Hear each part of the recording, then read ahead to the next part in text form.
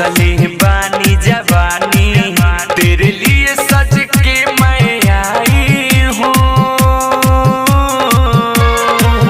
तेरे लिए सज के मैं आई हूँ। नथिया उतार लेना कुछ भी हो जाए पर तुम बोतल मत फोड़ना। तेरे लिए नचती हूँ मैं, खाना मत छोड़ना।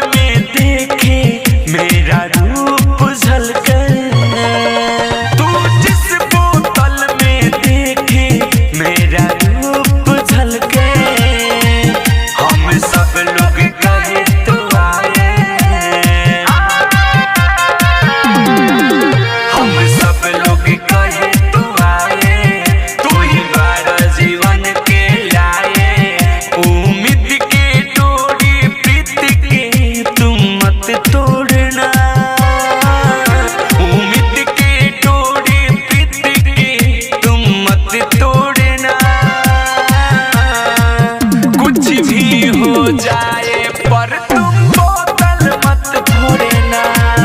तेरे लिए नचती हूँ मैं, खाना मत छोड़ना।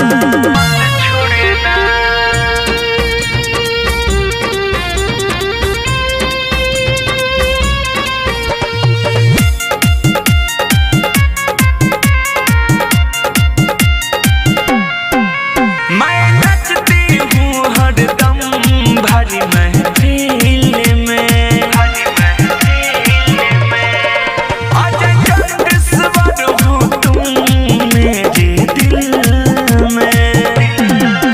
मैं नचती हूँ हरदम भरी महफिल में, अजय कंठस्वर हो तुम मेरे दिल में। हम खाके कसम कहतानी, हम खाके कसम कहतानी, अलबेला गलत ना बानी। तुम गलत समझ के मुझसे मुंह मत मोड़ना। तुम गलत समझ के मुझसे मुंह मत मोड़ना। कुछ भी हो जाए पर तुम